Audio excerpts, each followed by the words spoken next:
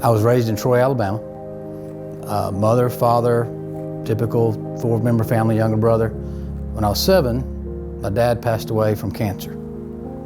So then it was my mom raising 2 boys as a single parent. So many of my fondest memories as a child was growing up in this small brick church with my family. Going there with my mom and dad and my little brother. Now looking back, I see that probably because that little building was full of leadership and guidance.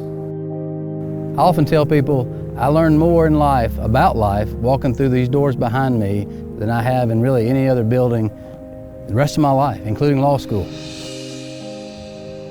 As a kid growing up, my passion was playing sports, whether it was baseball, football, whatever it was. I can remember being on the Little League field, looking back in the stands and seeing my mom out there watching me play.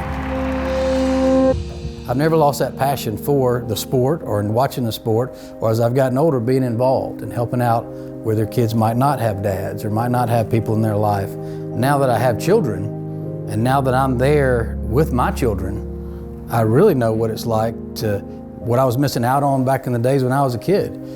Living through it, I didn't know. But now when I hear the stories of folks that come to see me that have had lost loved ones, I know what they're missing out on, even if they don't know what they're missing out on, because they don't know what's coming after that loss.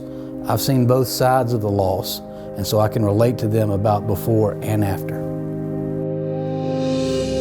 So I went to the University of Alabama, got out of university, and then worked for about 10 years, and then decided to go to law school. I was in the millwork industry. Typically people in the millwork industry are blue-collar folks, and they'd ask me questions. Well, I realized real quick there were a lot of things that I could tell them, but I couldn't help them with any of their problems. And I realized that where I was going was never going to afford me the ability to help people. So I decided to go back to law school after work hours so I continued to provide for my family. So I went to a night school. That's how I went to law school, and that's how I became a lawyer, to ultimately help some of these same people that I had met and dealt with for over the years working. I get asked all the time, why did I become a lawyer? The easy answer is, it's all about the fight. The civil rights movement has been the largest fight in this country's history, and Montgomery, Alabama has been the forefront of that fight from the very beginning. It's also my hometown. I have that same passion to fight for people who can't fight for themselves. If you're looking for someone to tell your story, first make sure they listen to your story.